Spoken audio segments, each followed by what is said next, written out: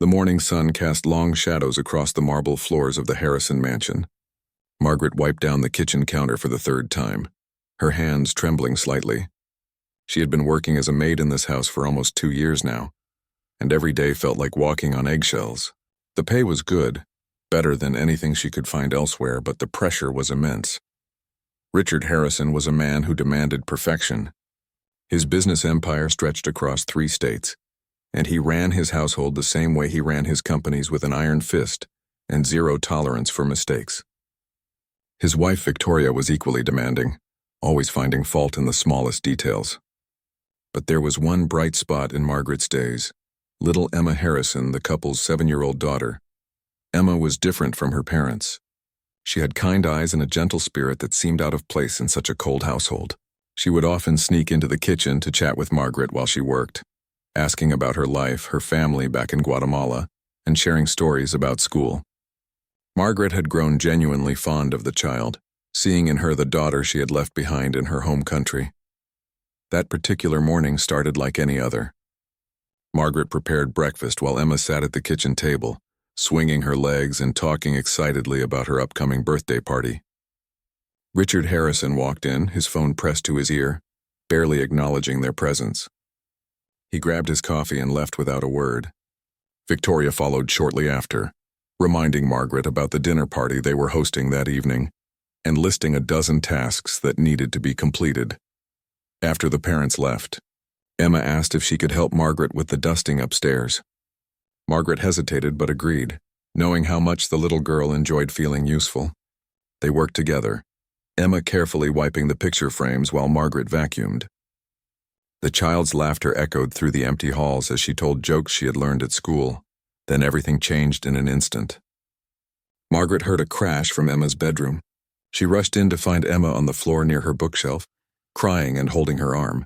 Books were scattered everywhere, and the small stepping stool Emma used to reach her top shelf was overturned. Margaret's heart stopped. She quickly knelt beside the child, trying to assess the injury while Emma sobbed in pain.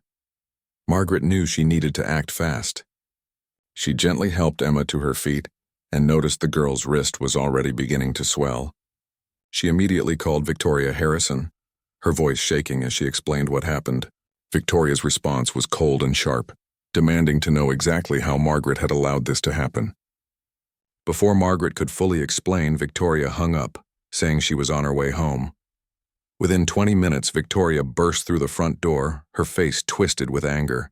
She barely looked at Emma before turning her fury on Margaret. She accused the maid of being careless, of not watching Emma properly, of being negligent in her duties.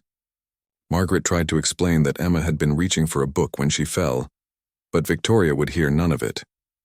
Richard arrived home shortly after, and his reaction was even worse.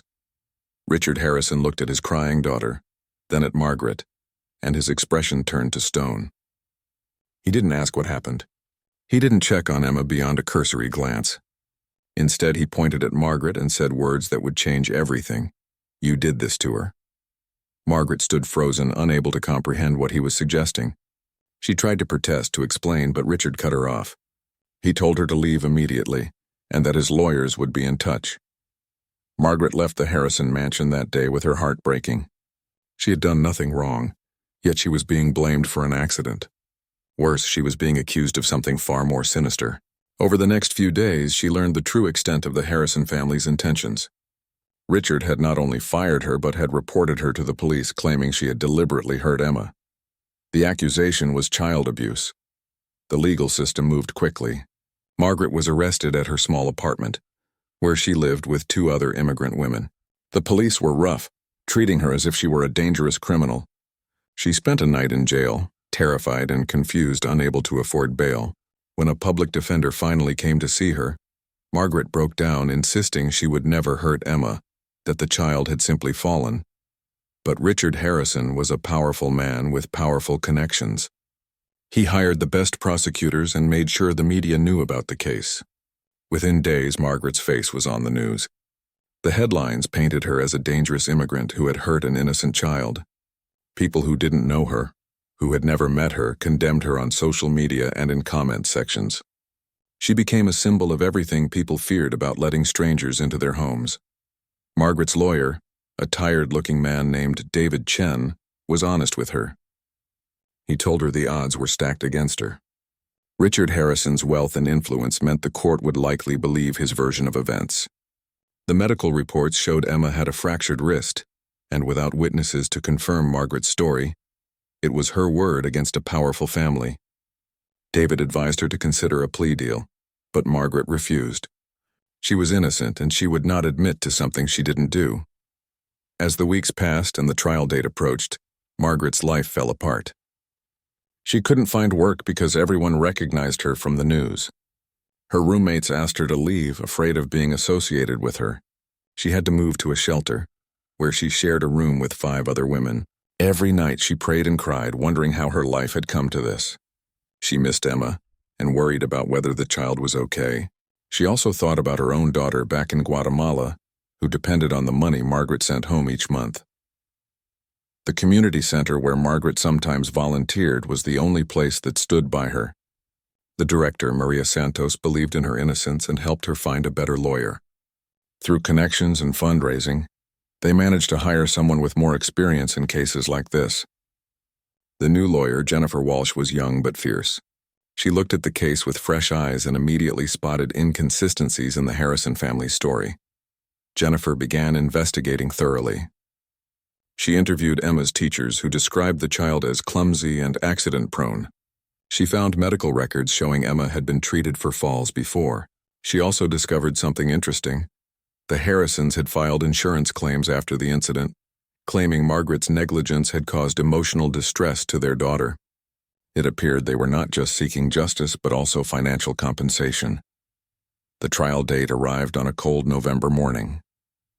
Margaret walked into the courthouse wearing a simple dress that Maria had bought for her, her hands clasped tightly together. The courtroom was packed with reporters and curious onlookers. Richard and Victoria Harrison sat on the other side, looking confident and composed. Richard wore an expensive suit and had an air of absolute certainty that he would win. The prosecution presented their case first. They showed photos of Emma's injured wrist, medical reports detailing the fracture, and character witnesses who testified about the Harrisons' reputation as loving parents. They painted Margaret as an outsider who had been trusted with their precious child and had betrayed that trust. The prosecutor's voice rang through the courtroom as he described the horror of a parent discovering their child had been hurt by someone they employed to keep her safe. When the prosecution finished, the courtroom buzzed with whispers. Margaret sat at the defense table, her face pale but determined. Jennifer Walsh stood up, smoothing her jacket, ready to present their side of the story. She knew this would be an uphill battle, but she had prepared meticulously for this moment. Jennifer began by addressing the elephant in the room, Margaret's background. She spoke about how Margaret had come to this country searching for a better life, how she had worked hard at every job, and how she had always been described as gentle and caring by previous employers. She presented letters of recommendation from families Margaret had worked for before the Harrisons, all praising her dedication and kindness toward children. The defense called several witnesses who painted a different picture of the Harrison household. A former gardener testified that he had quit because Richard Harrison was verbally abusive and unreasonable. A previous nanny spoke about the constant pressure and impossible standards Victoria demanded. These testimonies began to chip away at the perfect family image the prosecution had created. Jennifer then presented the medical evidence more carefully.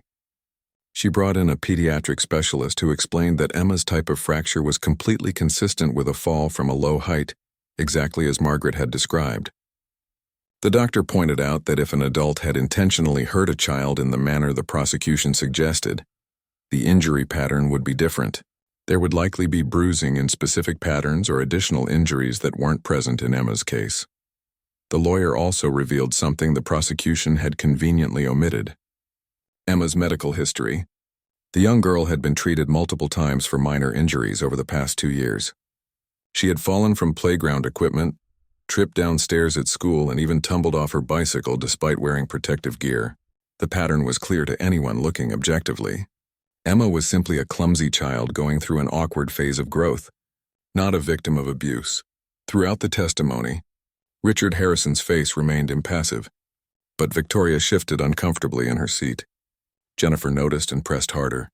She questioned why the Harrisons had immediately assumed malice instead of accepting what appeared to be a simple accident.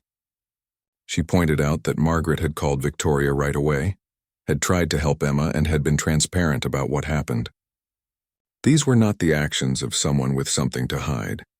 The defense also revealed the insurance claims the Harrisons had filed.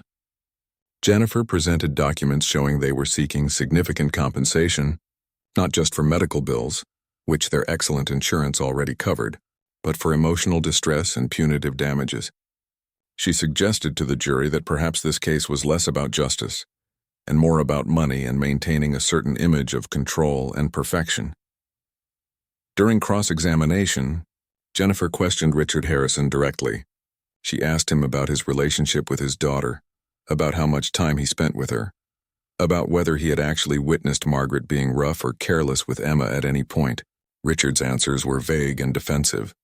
He admitted he was often at work and relied on his wife and the staff to care for Emma during the day. Jennifer then asked the question that made the courtroom lean forward. "Mr. Harrison, did you actually see what happened that day, or are you making assumptions?" Richard bristled at the suggestion, insisting that Margaret was responsible regardless of whether he saw the incident. His arrogance was showing, and Jennifer could see some jury members frowning at his attitude. Victoria Harrison was called to testify next. Under Jennifer's questioning, she became flustered. She contradicted herself several times about the timeline of events and what Margaret had told her on the phone.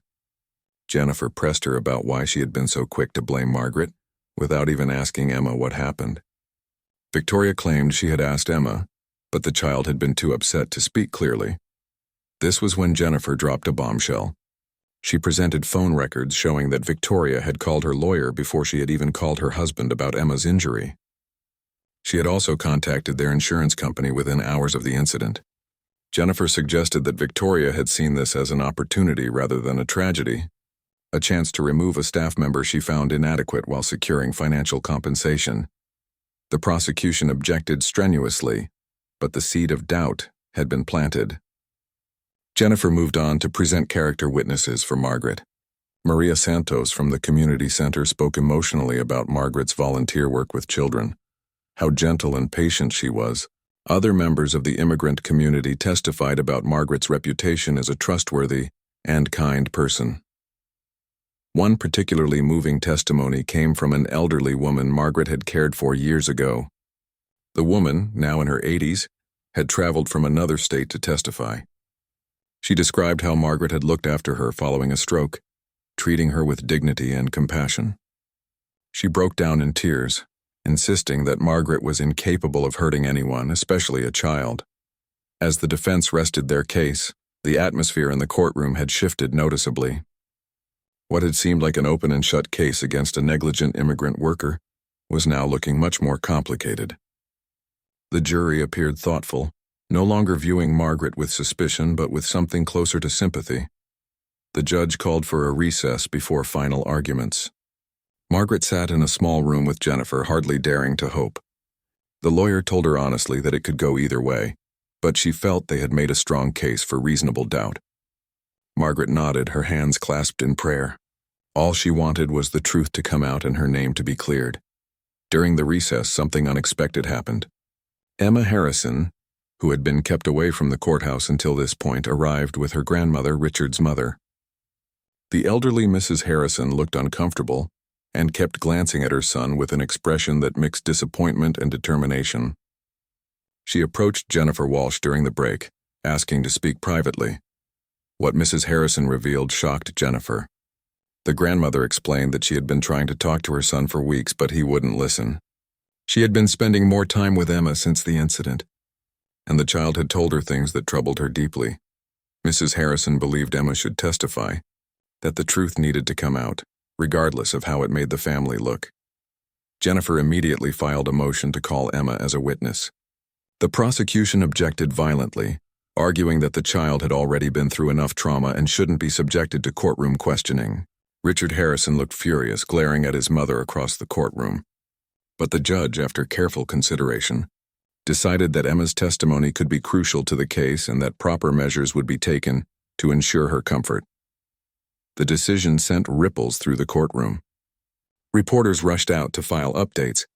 Margaret felt her heart pounding. She had never wanted Emma to be put through this ordeal. But if the child could tell the truth, perhaps this nightmare would finally end. Jennifer prepared carefully, knowing that questioning a child required sensitivity and skill. The next morning, the courtroom was even more packed than before. News had spread that the young victim would testify, and public interest had reached a fever pitch. Security had to turn people away at the door. Margaret noticed that Emma's grandmother sat in the front row, while Richard and Victoria sat rigidly beside their lawyer, their faces masks of controlled anger. When Emma entered the courtroom, led by a child psychologist, the room fell completely silent. The little girl looked tiny and scared, her eyes darting around the intimidating space. Her injured wrist was still in a brace. The judge spoke to her gently, explaining that she just needed to tell the truth about what happened, and that no one would be angry with her no matter what she said. Emma was seated in a special child-friendly chair, and the psychologist remained nearby. The prosecutor went first, asking Emma gentle questions about the day of the accident. Emma answered in a small voice, describing how her wrist hurt and how scared she had been. The prosecutor asked if Margaret had been there when she got hurt, and Emma nodded. The prosecutor seemed satisfied with Emma's confirmation that Margaret had been present during the incident. He asked a few more questions, carefully worded to paint Margaret in a negative light without directly leading the child. Emma answered, truthfully but simply, not elaborating beyond what was asked. Her eyes kept drifting to Margaret, who sat watching her with a mixture of concern and sadness. When it was Jennifer's turn to question Emma, she approached slowly and knelt down so she was at the child's eye level. She spoke in a soft, friendly voice, first asking Emma about school and her favorite subjects to help her relax. Emma's shoulders loosened slightly as she talked about her art class and her best friend Sophie. Then Jennifer gently guided the conversation to the day of the accident. She asked Emma to describe everything that happened that morning, not just the moment she got hurt. Emma began to open up, explaining how she and Margaret had been cleaning her room together. She described how Margaret had been singing a song in Spanish and how they had been laughing together. Emma explained that she had wanted to get her favorite book from the top shelf, the one about the princess who explored castles. Margaret had told her to wait, that she would get it for her, but Emma wanted to do it herself to show she was a big girl. She had climbed on her stepping stool before Margaret could stop her, reaching up high, and that's when she lost her balance. Jennifer asked carefully, "What did Margaret do when you fell?" Emma's answer was clear and immediate. "She ran to me really fast. She looked so worried and scared. She asked if I was okay and looked at my arm. She was crying a little bit. Then she called my mommy right away." The courtroom was absolutely silent. Jennifer pressed on gently. "Emma, did Margaret push you? Did she hurt you on purpose?" Emma shook her head vigorously. "No, Margaret would never hurt me. She's nice to me. She tells me stories and brings me cookies that her friend makes. She didn't do anything bad. I just fell because I wasn't careful." Richard Harrison's face had gone red. Victoria gripped her purse tightly, her knuckles white. Jennifer asked one more crucial question. "Emma, after you got hurt, did anyone tell you what to say about what happened?" The child hesitated, looking at her parents. The judge gently reminded her that she needed to tell the truth and that it was okay. Emma's small voice wavered as she spoke. "Mommy and Daddy asked me lots of times what happened. Daddy said Margaret was supposed to be watching me better, and that it was her fault I got hurt. He said she was careless, but she wasn't careless. She told me to wait, but I didn't listen. I wanted to get the book by myself." The testimony was damning to the prosecution's case. Jennifer thanked Emma gently and had no further questions. The prosecutor tried to do damage control during redirect, but Emma had already said what she needed to say. The truth was out. This had been an accident, pure and simple, caused by a child's natural impulsiveness, not by any negligence or malice on Margaret's part. After Emma was excused, her grandmother reached out and hugged her tightly as she left the witness stand. The elderly woman looked at her son with profound disappointment. Richard avoided her gaze, his jaw clenched. The damage to his case was obvious to everyone in the courtroom. But his pride wouldn't let him show defeat. The judge called for closing arguments. The prosecutor did his best to salvage the case, arguing that Margaret still had a duty to supervise Emma more closely and that the child's injury resulted from inadequate supervision. But his words rang hollow after Emma's testimony. It was clear even he knew the case was lost. Jennifer's closing argument was powerful and emotional. She spoke about the injustice of what had happened to Margaret, how a hard-working immigrant woman had been vilified for an accident that could have happened to any caregiver. She pointed out that children fall and get hurt sometimes, and that doesn't mean someone is criminally responsible. She reminded the jury of Emma's own words that Margaret had told her to wait, that she had tried to prevent the accident. More importantly, Jennifer addressed the real issue at the heart of the case: power and prejudice. She spoke about how easy it had been for the Harrisons to point fingers at someone with less money, less status, and fewer connections. She asked the jury to consider whether Margaret would even be sitting in that courtroom if she had been a wealthy white woman instead of an immigrant from Guatemala. The question hung in the air, uncomfortable but necessary. Jennifer concluded by reminding the jury that Margaret had done everything right after the accident occurred. She had immediately sought help for Emma. She had been honest about what happened. She had shown genuine care and concern for the child. These were not the actions of someone criminally negligent, but of someone who genuinely cared about Emma's well-being. The jury was sent to deliberate. Margaret sat in the hallway outside the courtroom, Maria Santos beside her, holding her hand. Jennifer had told her that Emma's testimony had been incredibly helpful, but she cautioned against becoming too hopeful. Juries were unpredictable, especially when a powerful family was involved. But Margaret felt something she hadn't felt in months: hope. The deliberation took less than 3 hours. When the jury returned, the courtroom filled quickly. Margaret walked back in on shaking legs, taking her seat beside Jennifer. The jury foreman stood, holding the verdict paper.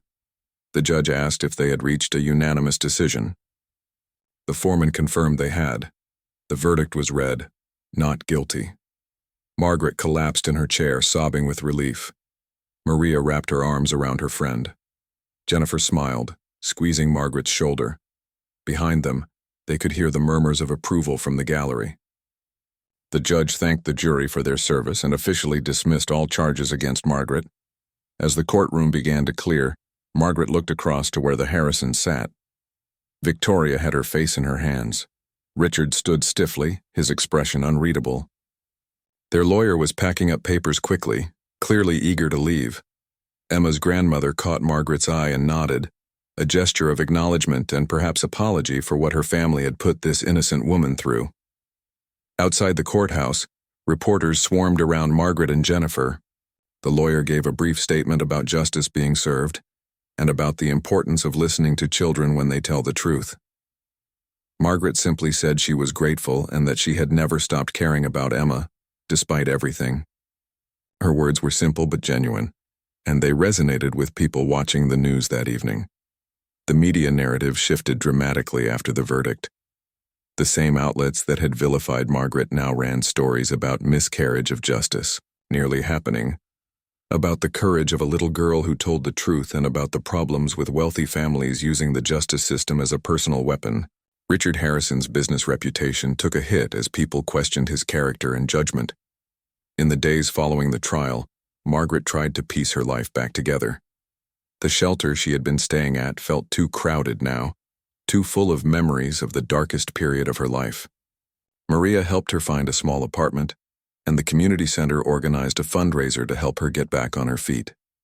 People who had followed the trial sent donations, moved by her story. Finding work proved challenging despite the verdict. Many families were still hesitant to hire her, the accusation having left a stain that a not guilty verdict couldn't completely wash away. But Jennifer connected her with a family law group that helped her find employment with families specifically looking to support her. One family, the Chens, hired her immediately, telling her they had followed the trial and believed in her innocence from the start. Margaret started working for the Chen family, caring for their 2 young sons. The work was similar to what she had done at the Harrisons, but the atmosphere was completely different. The Chens treated her with respect. valued her input, and most importantly, trusted her. She slowly began to heal from the trauma of the false accusation and the trial. 3 months after the trial ended, Margaret received an unexpected visitor at the community center where she still volunteered on weekends. Emma's grandmother, Mrs. Eleanor Harrison, walked through the door carrying a large envelope. Margaret felt her heart skip a beat, unsure what this visit meant. The last time she had seen anyone from that family was in the courtroom. Eleanor approached carefully, her face showing signs of the stress the past months had brought to the Harrison family. She asked if they could speak privately. Margaret agreed, though nervously, and they sat in a small office away from the main activity area. Eleanor began by apologizing, her voice thick with emotion.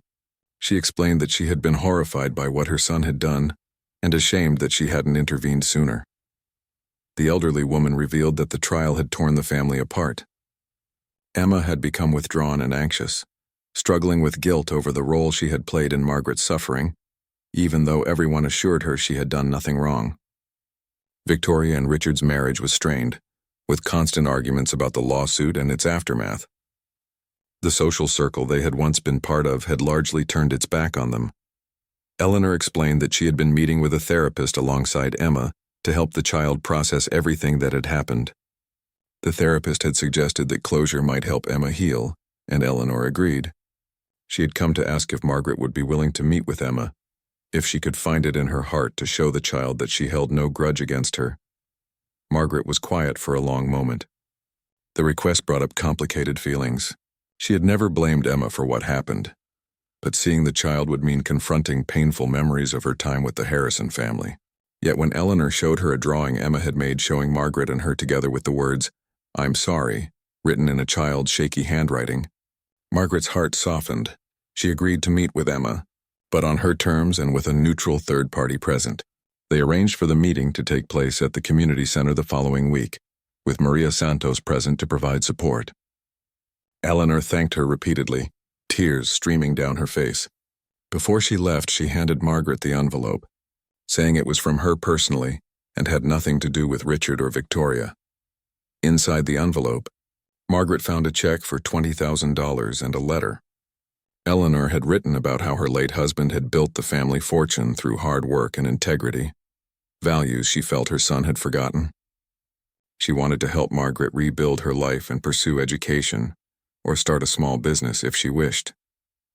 The money came from Eleanor's personal inheritance, not from Richard's accounts. She asked nothing in return except that Margaret consider forgiving when she was ready. Margaret stared at the check, overwhelmed. This amount of money could change everything for her. She could send more money home to her daughter. She could take English classes at the community college. She could save for emergencies so she would never be as vulnerable as she had been during the trial. But more than the money, the gesture touched her deeply. Someone from that family was trying to make things right. The following week, Margaret waited nervously at the community center for Emma to arrive. Maria sat with her, offering quiet reassurance. When Eleanor and Emma walked through the door, the little girl looked smaller than Margaret remembered. She clutched her grandmother's hand tightly, her eyes wide and uncertain. Emma approached slowly, stopping a few feet from Margaret.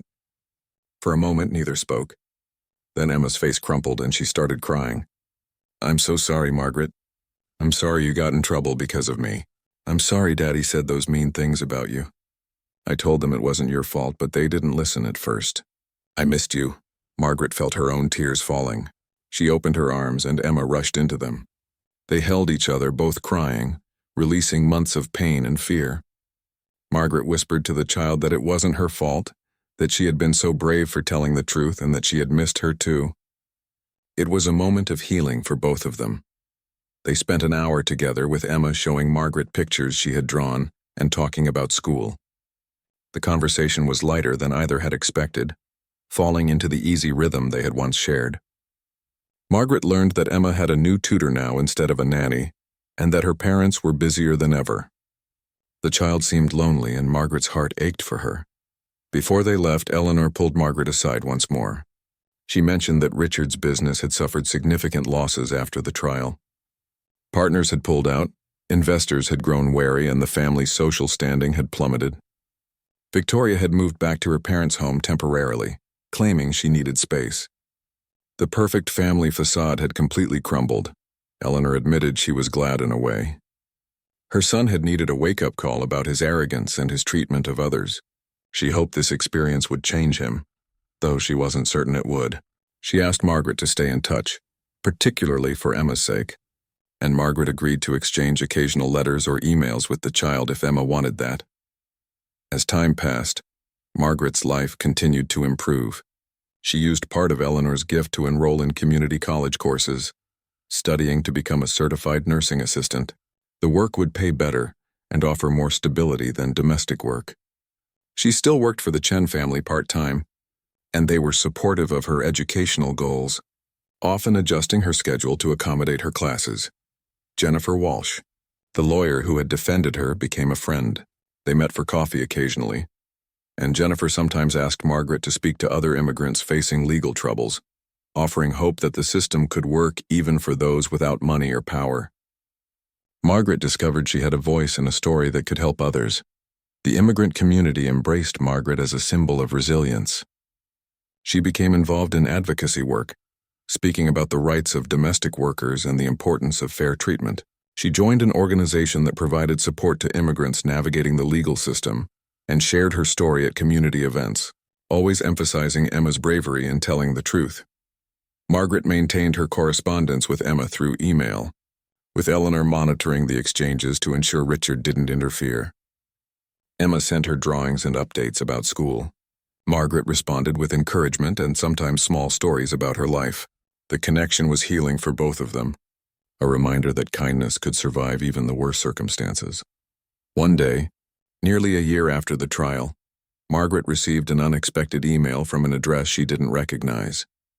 When she opened it, she was shocked to discover it was from Victoria Harrison. The message was brief but significant. Victoria wrote that she had been in therapy and had come to realize the role she played in what happened to Margaret. She apologized for not listening, for letting her husband's anger guide her actions, and for not considering that an accident was simply an accident. Victoria explained that she and Richard were divorced.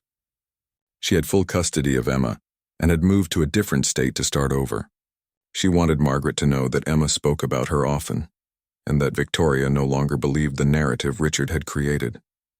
She didn't ask for forgiveness, only wanted Margaret to know the truth had mattered and had changed things, even if too late to undo the harm caused. Margaret read the email several times. Part of her was angry that it had taken so long for Victoria to see the truth. Part of her was sad for Emma, growing up in a broken home, but mostly she felt a sense of peace. The people who had wronged her were facing consequences, not because she had sought revenge, but because truth had its own power. She wrote back to Victoria, a careful response that acknowledged the apology without offering easy forgiveness. She expressed hope that Emma was doing well and adjusting to the changes in her life. She mentioned that she was happy to continue corresponding with Emma if Victoria was comfortable with that. The response was measured and dignified, reflecting the growth Margaret had experienced over the past year. 2 years after the trial, Margaret sat in a small classroom at the community college, waiting to receive her certificate as a nursing assistant. The ceremony was modest, but to Margaret it felt like climbing a mountain. She looked out at the audience and saw Maria Santos, Jennifer Walsh, the Chen family who had employed her, and several friends from the community center. They were her chosen family now, the people who had stood by her through the darkest time of her life. After the ceremony, they all went to a restaurant to celebrate. Over dinner, Margaret reflected on how much had changed.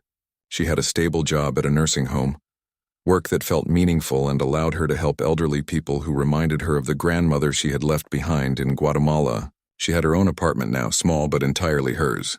Most importantly, she had rebuilt her confidence and sense of self-worth. Jennifer raised a glass to toast Margaret's achievement. She spoke about how proud she was of her friend's resilience and determination. She mentioned that Margaret's case had inspired her to take on more pro bono work for immigrants facing unjust legal situations.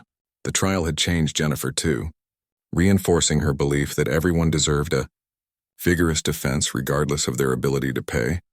Maria shared that the community center was creating a scholarship fund in Margaret's name to help other immigrant women pursue education and job training. The announcement brought tears to Margaret's eyes. She had gone from being villainized in the media to becoming a symbol of hope in her community. The transformation still felt surreal sometimes. During dessert, Margaret's phone buzzed with an email notification. It was from Eleanor Harrison with a photo attached. Margaret opened it to see a picture of Emma, now 9 years old, standing in what looked like a school auditorium. The girl was holding a trophy and beaming at the camera. Eleanor's message explained that Emma had won a writing contest with an essay about telling the truth, even when it's scary. She had written about the trial about Margaret, and about learning that doing the right thing matters more than protecting appearances. Margaret showed the photo to her friends at the table, and they all smiled. Emma's bravery had saved Margaret from a wrongful conviction, and now that experience was shaping the young girl into someone who valued honesty and justice. It was a beautiful form of redemption for both of them. Margaret wrote back to Eleanor, congratulating Emma and expressing how proud she was of the girl. As the evening wound down, Margaret walked home through the city streets, feeling grateful. The path from the Harrison mansion to this moment had been painful, but it had also revealed truths about strength, community, and justice. She thought about Richard Harrison, who, according to Eleanor, had become increasingly isolated as his business continued to struggle. His name, once synonymous with success, now carried connotations of arrogance and injustice. Margaret didn't take pleasure in his downfall, but she understood that actions had consequences. Richard had wielded his power carelessly, assuming his wealth and status would always protect him from accountability. The trial had proven otherwise. The judicial system, flawed as it was, had worked in this instance because Emma had the courage to speak truth, and because people like Jennifer had fought for justice. That weekend, Margaret volunteered at the community center as she did every Saturday. A new family had recently arrived from Honduras, and the mother was struggling to find work. Margaret sat with her, sharing her own story and offering practical advice about navigating the city, finding employment, and protecting her rights as a worker. The woman listened with wide eyes, grateful for the guidance. Margaret realized this was her purpose now. She had survived something terrible, and could use that experience to help others avoid similar fates or find their way through difficult situations. She had started teaching a monthly workshop at the community center about workplace rights for domestic workers, covering topics like contracts, fair pay, and what to do if accused of something unjust. The workshops had become popular, drawing women from across the city. Margaret would share her story, careful not to dramatize it but presenting it as a cautionary tale about the importance of documentation, knowing your rights, and finding good legal representation. She always emphasized that speaking English wasn't as important as knowing where to get help and having a support community. One afternoon, Margaret received a call from a local news station. They were doing a follow-up story on her case and wanted to interview her. At first, she hesitated. The media attention during the trial had been overwhelming and mostly negative, but the reporter explained they wanted to focus on her recovery, her education, and her advocacy work. After thinking it over and consulting with Maria and Jennifer, Margaret agreed. The interview aired during prime time. Margaret spoke calmly about her experience, the fear she had felt, and the relief of being vindicated. She talked about Emma's courage and the importance of listening to children. She discussed the power imbalance between wealthy employers and domestic workers, and the need for better protections. Most importantly, she shared her message of hope that justice could prevail and that setbacks could become stepping stones to new opportunities. The response to the interview was overwhelming. Margaret received dozens of messages from people thanking her for sharing her story. Several offered job opportunities, though she was happy in her current position. A publisher even reached out, asking if she would consider writing a book about her experience. The idea terrified and excited her in equal measure. Margaret discussed the book offer with her close circle. Jennifer encouraged her, saying her story could help change perspectives about immigrant workers and the justice system. Maria thought it could be therapeutic for Margaret to write everything down. The Chen family supported whatever decision she made. After weeks of consideration, Margaret decided to move forward with the project, working with a ghostwriter to help translate her thoughts into polished prose. The process of writing the book took over a year. It was emotionally exhausting to relive those dark months, but it was also healing. Margaret found herself able to articulate feelings she had pushed down during the crisis, able to examine what happened from a distance. The ghostwriter was sensitive and patient, making sure Margaret's voice remained central to the narrative. During this time, Margaret continued to correspond with Emma. The girl was flourishing in her new home with Victoria. She was in therapy, which helped her process the trauma of her parents' bitter divorce and the trial that had preceded it. Emma wrote about her friends, her love of reading, and her dreams of becoming a lawyer when she grew up, so she could help people like Jennifer had helped Margaret. Victoria had softened considerably.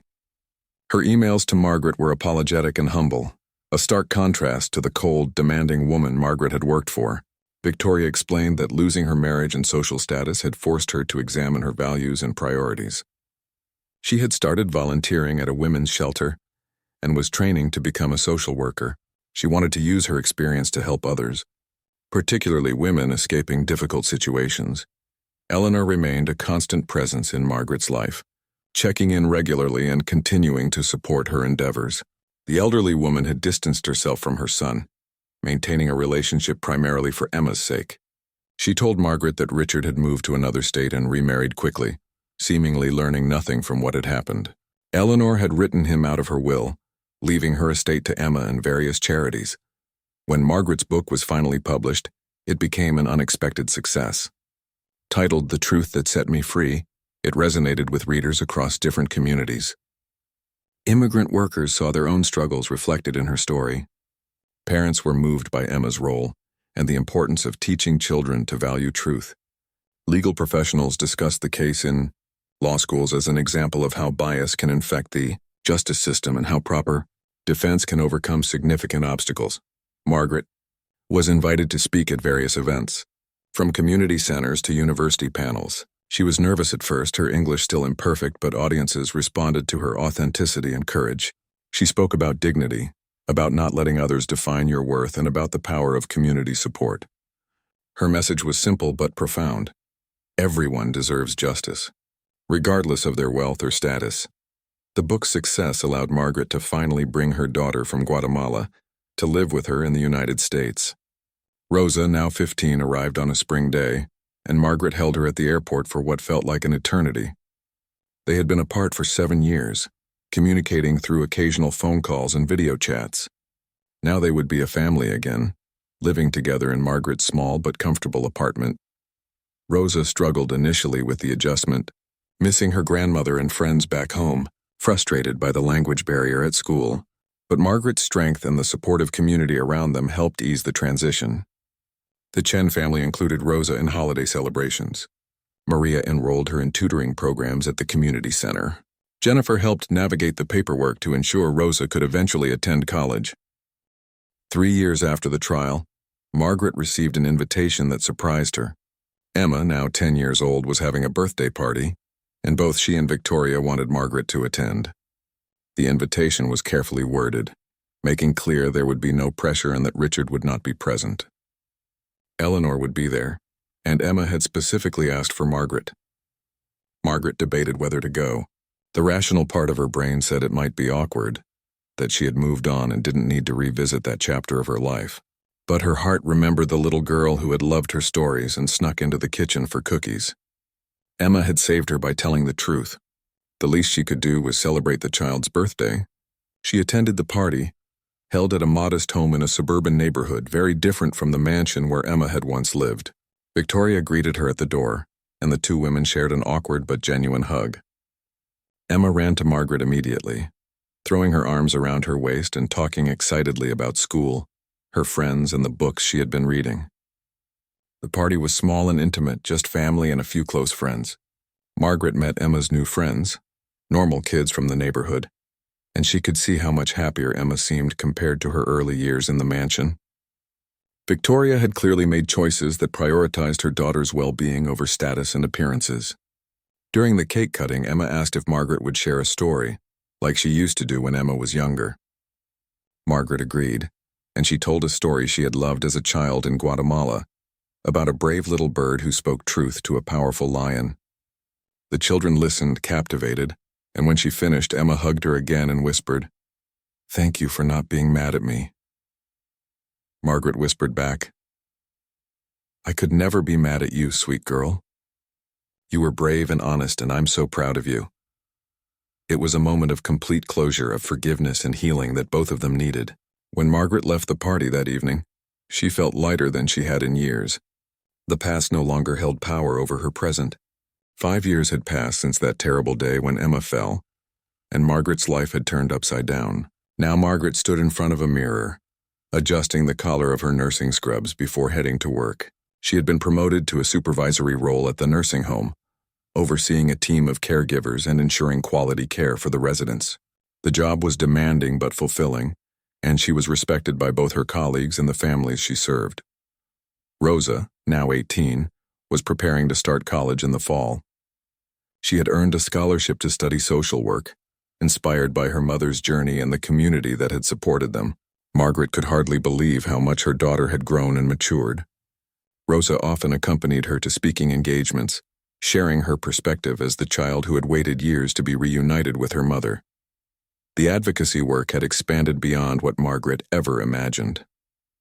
She had helped establish a nonprofit organization called Voices for Household Workers, which provided legal assistance, job training, and support services for domestic workers throughout the state. The organization was funded through donations, grants, and proceeds from Margaret's book, which continued to sell steadily. Jennifer Walsh served on the nonprofit's board of directors and handled many of their legal cases pro bono. She had built a successful practice partly on the reputation she gained from defending Margaret, but she never forgot where she came from. She took on cases that other lawyers wouldn't touch, defending those who couldn't afford proper representation. Margaret and Jennifer had become true friends, their bond forged in the fire of that difficult trial. The nursing home where Margaret worked was having its annual celebration, honoring employees who had made significant contributions to the facility. Margaret was surprised to learn she was receiving an award for her leadership and compassion. At the ceremony, her supervisor spoke about how Margaret brought not just skill to her work but genuine care for every resident, treating each person with dignity regardless of their condition or circumstance. As Margaret accepted the award, she thought about how far she had come. From a frightened woman sitting in jail, accused of a crime she didn't commit, to a respected professional making a real difference in people's lives. The journey had been painful, but it had revealed strength she didn't know she possessed. It had also connected her with people who became family. That evening, Margaret hosted a dinner at her apartment to celebrate. The space was still small, but she had made it warm and welcoming. Maria brought her famous tamales. The Chen family arrived with their now teenage boys who had grown up seeing Margaret as an honorary aunt. Jennifer came with her partner and their new baby. Rosa helped her mother set the table, laughing and chatting with the guests who had become her extended family. During dinner, Maria made an announcement. The community center was naming their new education wing after Margaret. It would house classrooms for English language learning, job skills training, and legal workshops for immigrants. The Margaret Flores Education Center would serve hundreds of people each year, helping them build better lives just as Margaret had rebuilt hers. Margaret was overwhelmed with emotion. She had never sought recognition or fame. All she had wanted was to clear her name and continue working to support her daughter. But her story had touched people, had opened eyes to injustices that many preferred to ignore, and had inspired others to stand up for themselves and each other. Later that night, after everyone had left and Rosa had gone to bed, Margaret sat alone with a cup of tea looking through old photos on her phone. She came across a picture someone had taken of her outside the courthouse on the day of the verdict, her face wet with tears of relief. She remembered that moment so clearly, the weight lifting from her shoulders, the terror finally ending. She also found the drawing Emma had made years ago, the one with "I'm sorry" written across it. Emma was 13 now, thriving in school and still writing.